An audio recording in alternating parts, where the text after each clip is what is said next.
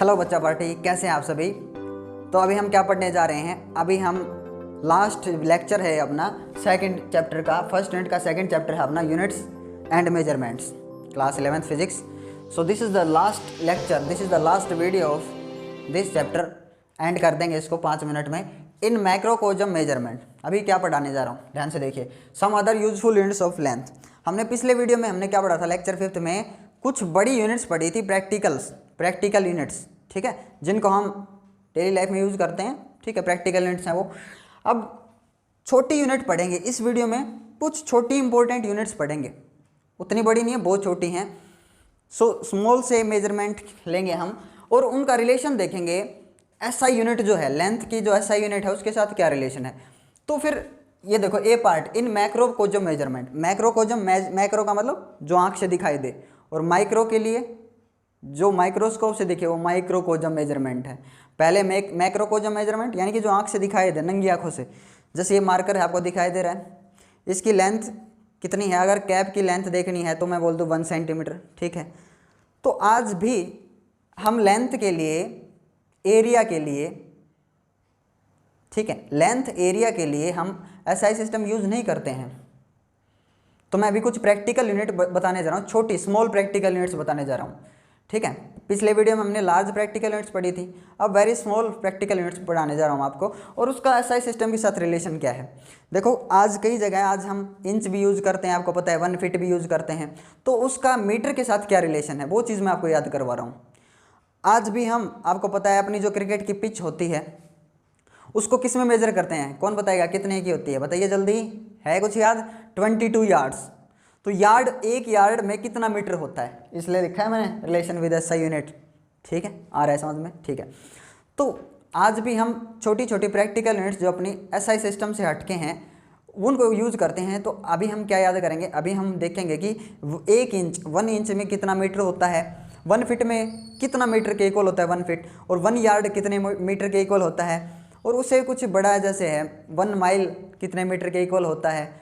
तो बड़े बड़े डिस्टेंसेस, नॉटिकल माइल कितने मीटर होते हैं, तो ध्यान से देखिएगा। 1 inch is equals to 0.0254 metre, ठीक है, ओके। देखो अब 1 इंच में इतना हो गया, 1 फीट या 1 फुट भी बोल देते हैं। 1 फुट में कितने होंगे भाई, 1 फीट में 0.3048 मीटर के इक्वल होगा 1 फीट। तो 1 यार्ड कितने के इक्वल,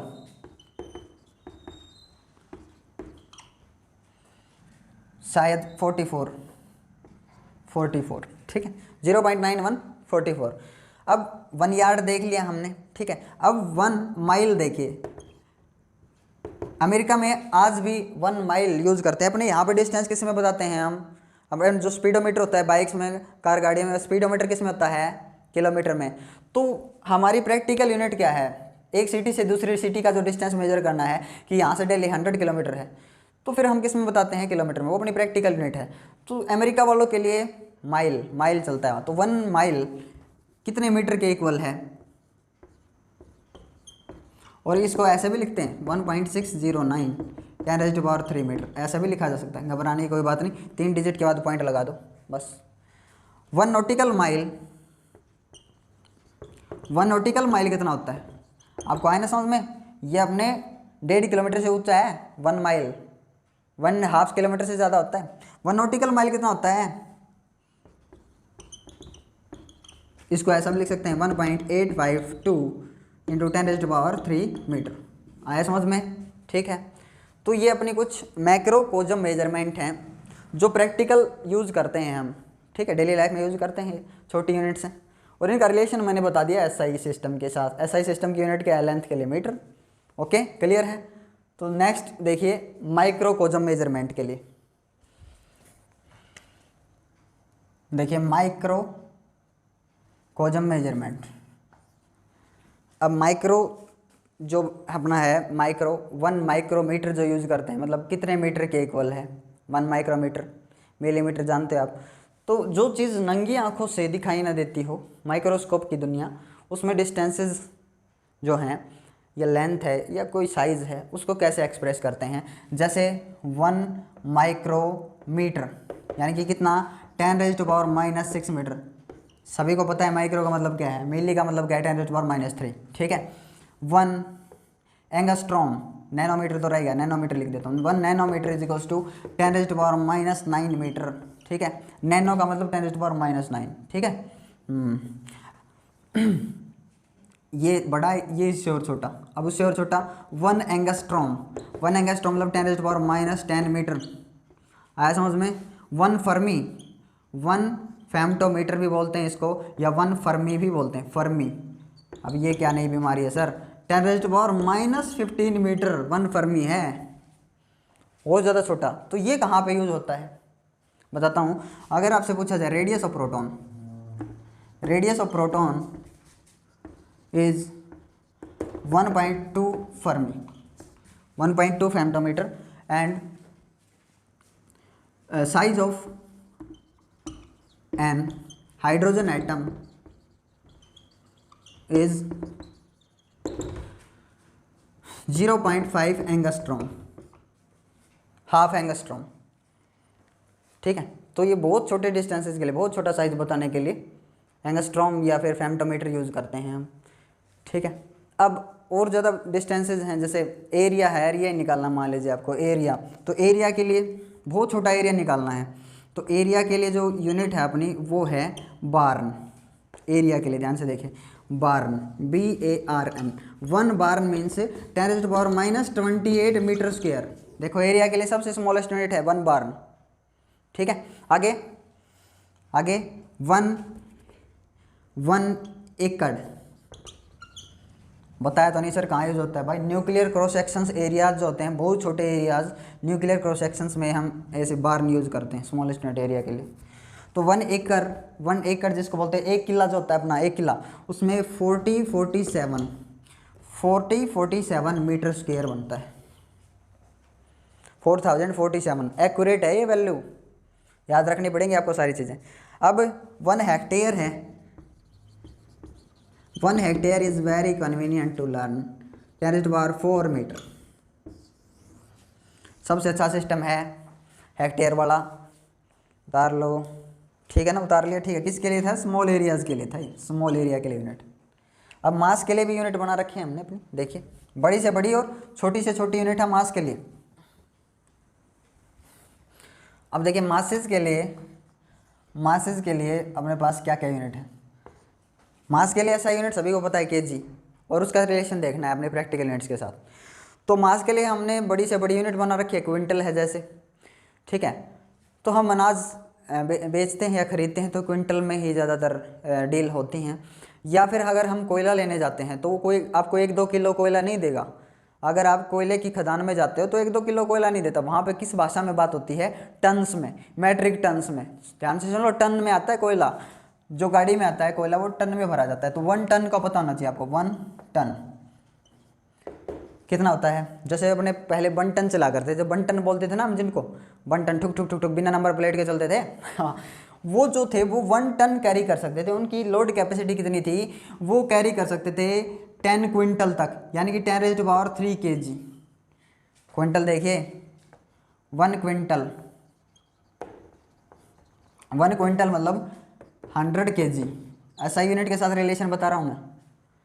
1000 kg मतलब 10 क्विंटल, तो 10 क्विंटल उनकी लोड कैपेसिटी होते थे।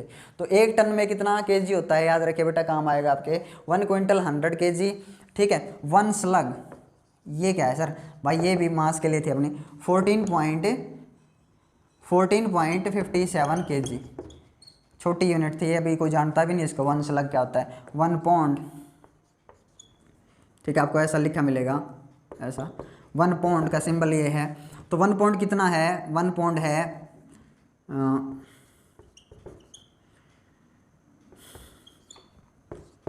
ओके, केजी में एक्सप्रेस करना है, ग्राम में नहीं तो 453 ग्राम सीधा लिख सकता था, लेकिन केजी के साथ रिलेशन बता रहा हूँ। तो ये अपने मासेज की कुछ यूनिट हैं जो आपको याद रखनी है। वैसे आप जब पिछले पेज पे ढूंढोगे ना इनको, सेकंड चैप्टर में लास्ट पेज पे आपको सारी यूनिट्स मिल जाएंगी।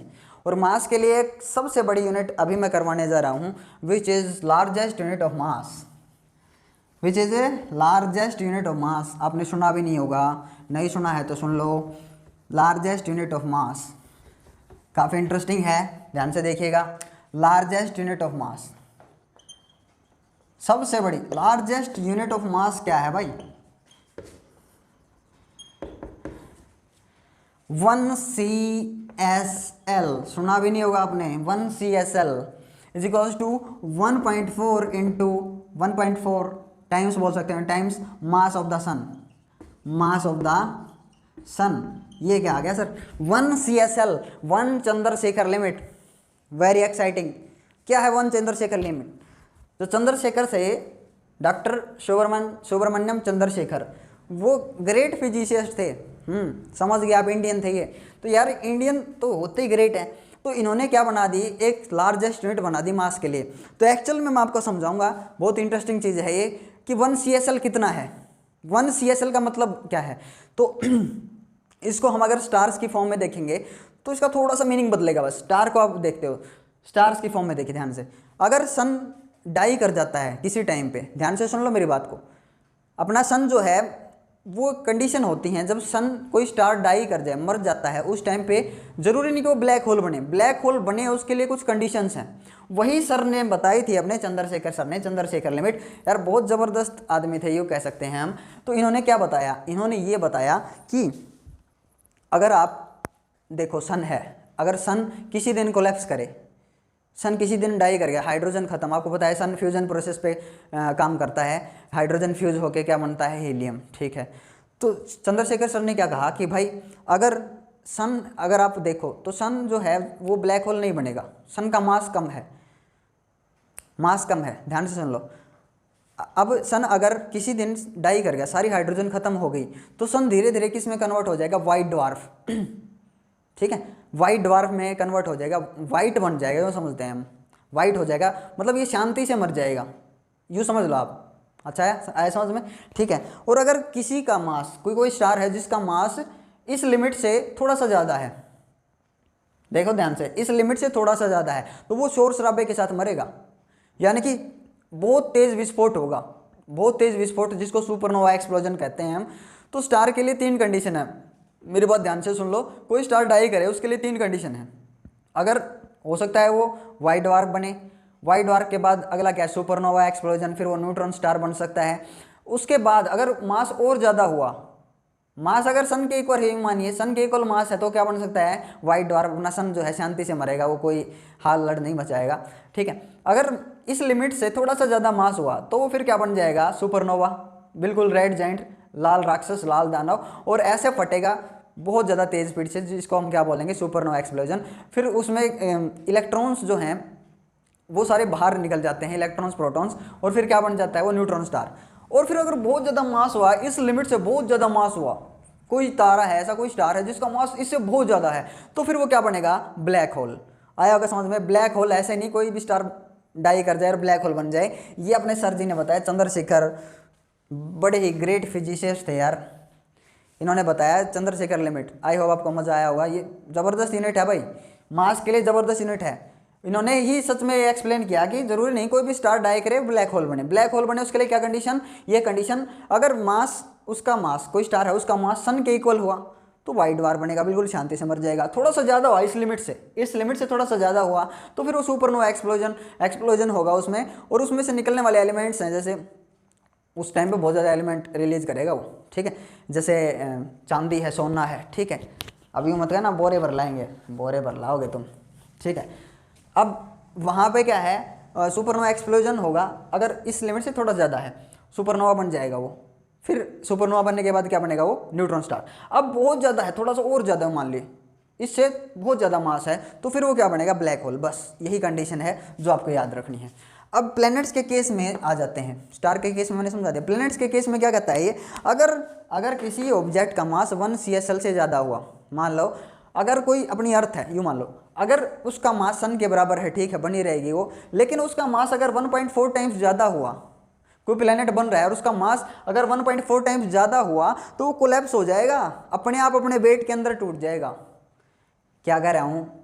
अपने आप अपने वेट के अंदर कोलैप्स हो जाएगा। अगर मान लीजिए अर्थ बहुत बड़ी, आप एग्जांपल समझिए इसको, एक लड्डू आपने बहुत बड़ा बनाया है, मिट्टी का लड्डू बनाते हैं बच्चे, खेलते हैं तब, एक लड्डू बहुत बड़ा बनाया आपने तो उसके टूटने के चांसेस ज़्यादा हैं कि छोटा लड्डू उसके, समझ गए ना। हाँ, बड़े लड्डू के टूटने के चांसेस ज़्यादा हैं, इसलिए आप उसको संभाल करके रखते हो, बिल्कुल धीरे से रखना पड़ता है। तो जितना बड़ा लड्डू होता जाएगा उसका टूटने का डर उतना ही ज़्यादा हो जाएगा, क्योंकि जितने भी पार्टिकल्स हैं ना, मान लीजिए कोई प्लेनेट है बहुत बड़ा बन गया, अब सारे के सारे जितने पार्टिकल्स हैं उनको ग्रेविटी किधर खींचेगी, सेंटर की तरफ, सेंटर की तरफ। अगर इसका बहुत ज़्यादा मास हो गया, कितना, इतना मान लो, तो ये अपने वेट के अंदर खुद ही टुकड़े टुकड़े हो जाएगा, ये बन ही नहीं सकता है। ये भी बात सर चंद्रशेखर ने ही बताई है अपने को, तो भाई मैं उनके ऑनर में सर लगा रहा हूँ, समझ में आ गया होगा। बहुत ज़बरदस्त चीज़ थी ये, बहुत अच्छी बात बताई इन्होंने। अब आप कहोगे सर ऐसा है तो सन के साथ ऐसा क्यों नहीं होता, अगर ऐसा बोल रहे हो आप तो बड़े बड़े स्टार्स हैं, बड़े बड़े स्टार हैं, तो मैंने बता तो दिया बड़े बड़े स्टार्स के लिए कंडीशन क्या है, जब सारी हाइड्रोजन खत्म हो जाएगी तब के लिए कंडीशन है। तो पहले कोलैप्स क्यों नहीं होते, बड़े बड़े स्टार हैं। तो मेरा आंसर क्या है, देखिए ध्यान से, जो ग्रेविटी है, ग्रेविटेशन के कारण कोई भी स्टार है अपने सेंटर की तरफ कोलैप्स होना चाहेगा, सेंटर की तरफ भागेंगे सारे मास गैसेज, लेकिन यहाँ पे एक्सप्लोजन होते रहते हैं, उसके कारण यहाँ पे एक उल्टा फोर्स जनरेट होता है बेटा, जिसको हम क्या बोलते हैं, इलेक्ट्रॉन डीजनरेसी। इलेक्ट्रॉन डीजनरेसी नाम सुना भी नहीं होगा आपने। हाँ, इलेक्ट्रॉन्स डीजनरेसी फोर्स है, वो इसको संभाले रखता है अपने सन को या किसी स्टार को। मास बहुत ज़्यादा हो गया, बहुत ज़्यादा हो गया इस लिमिट से, तो इलेक्ट्रॉन डीजनरेसी फोर्स कम पड़ जाएगा और फिर वो ब्लैक होल में तब्दील हो जाएगा, जिस टाइम पे उसका जो भी फ्यूल है हाइड्रोजन खत्म हो गई तब। आया होगा समझ में, ठीक है। What is CSL, Chandrashekhar limit, ये है CSL 1 CSL, ठीक है। अब इससे आगे करते हैं थोड़ा सा। तो जैसे हमने छोटे मासेस के लिए बना रखी है ना, आइटम्स का मास मेजर करने के लिए 1 AMU सभी को पता है, 1 AMU 1 atomic mass unit 1.67 × 10⁻⁻27 kg। Okay, तो 1 AMU क्या है कि बहुत छोटा मास है, एटम्स का मास जो हम मेजर करते हैं किसी एक सिंगल एटम का। तो ये बड़ी यूनिट, ये छोटी यूनिट हो गई। आया कि नहीं समझ में, ठीक है। तो वैसे ही हमने टाइम को मेजर करने के लिए छोटी से छोटी यूनिट बना रखी है, which is 1 shake. Shake, banana shake नहीं, कभी मुंह में पानी आ गया हो। 1 शेक मीन्स 10⁻⁻8 सेकेंड। एक सेकेंड का कितना हिस्सा है देख लो आप, 1/10⁸। ये ऊपर जाके माइनस की हो जाएगी ना, हाँ, एक सेकेंड का इतना हिस्सा देख लो आप, ठीक है। बताऊँ कितना,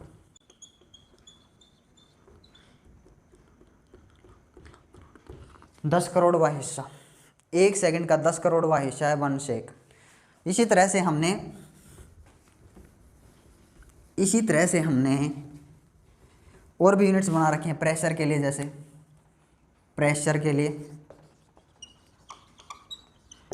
के लिए कौन सी यूनिट है, 1 एटमॉस्फेरिक प्रेशर, 1 ATM।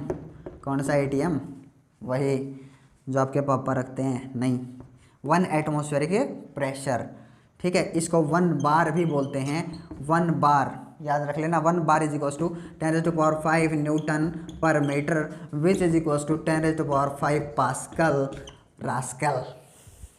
क्या सर आया समझ में, न्यूटन पर मीटर किसके इक्वल है, पास्कल के, तो 10⁵ पास्कल। तो 1 एटमॉस्फेरिक प्रेशर कितना है अर्थ पे, सबसे ज़्यादा है एटमॉस्फेरिक प्रेशर यहाँ पे ग्राउंड पे।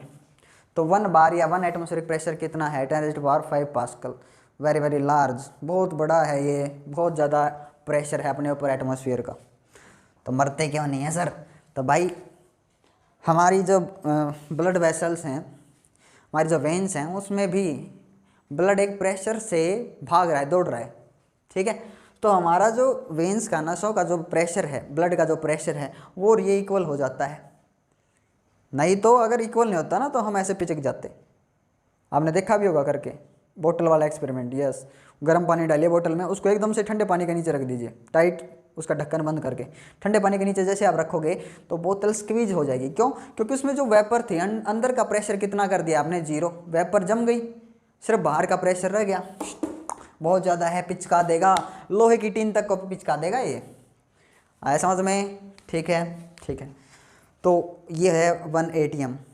अब आगे पढ़ेंगे हम 1 बार या 1 मिली बार। मिली बार को आप क्या लिखोगे, पता चल गया, 10⁻² पास्कल। तो 1 torr is equals to 1 mm of Hg column. ये क्या है sir? 1 mm of Hg means mercury. बताता हूँ ध्यान से देखिए। सो 1 एटमॉस्फेरिक प्रेशर 1 atm कितना होगा? 760 mm ऑफ Hg कॉलम। ये क्या आ गया सर? यही तो समझा रहा हूँ। 1 atmospheric pressure 760 mm of Hg column, ऐसा लिखा मिलता है और बच्चों को समझ में नहीं आता है। तो ध्यान से देखिएगा, यहाँ पे एक बकेट है या कोई एक हमारे पास कोई भी बीकर है, उसमें हमने Hg भरा है। क्या भर दिया? Hg, mercury. ठीक है। अब एक टेस्ट ट्यूब लेनी है, टेस्ट ट्यूब जिसके ऊपर मेंशन होगा कि इसमें कितनी हाइट तक, जैसे इसके ऊपर मिलीमीटर में होगा कि इतना मिलीमीटर है इसमें, जो भी है हाइट, ठीक है ना। आप हाइट ऐसे मेजर करोगे इसमें। तो अगर आप इस टेस्ट ट्यूब में मरकरी डालो और ऊपर जैसे ओपन माउथ जिधर है उधर ऐसे यहाँ तक सरफेस तक आपने भर रखा है, मान लीजिए इसको यहाँ तक, चलो यहाँ तक मान लेते हैं, और यहाँ ऐसे आपने इसके ऊपर अंगूठा लगाया और जस्ट यहाँ पे लाके खोल दिया, यानी कि बिल्कुल इसके अंदर बिल्कुल थोड़ा सा डुबो करके आपने इसको खोल दिया। ऊपर से ये क्लोज है तो मरकरी गिरेगी इसमें कुछ हाइट तक, यहाँ तक नीचे गिर जाएगी। अब इतनी हाइट तक मरकरी फॉल कर गई नीचे, यानी कि यहाँ का प्रेशर और यहाँ का प्रेशर अब इक्वल हो गया, न तो ऊपर जा रही है न नीचे आ रही है। तो यहाँ सरफेस का बोथ साइड प्रेशर और ये वाला जो प्रेशर है, ऊपर से अगर प्रेशर ज़्यादा होता तो नीचे आती, ये वाला प्रेशर कम होता तो ऊपर से नीचे आती। यहाँ तक है अभी, अगर यहाँ ज़्यादा होता तो ऊपर चढ़ती, यहाँ ज़्यादा और यहाँ कम होता है, यानी कि यहाँ और यहाँ हर एक पॉइंट का प्रेशर क्या हो गया है? इक्वल। तो हमने इस हाइट को मेजर कर लिया, ये कितनी मिली? 760 mm। आए समझ में? सो चैप्टर इज़ ओवर। इसमें चैप्टर में पीछे कुछ और एक आधी चीज़ें हैं, वो आप पढ़ लेना पीछे। बाकी मेरी तरफ से चैप्टर इज़ ओवर, कंप्लीट है। So keep watching, keep motivating me. Thank you for watching this video. Bye bye, thank you.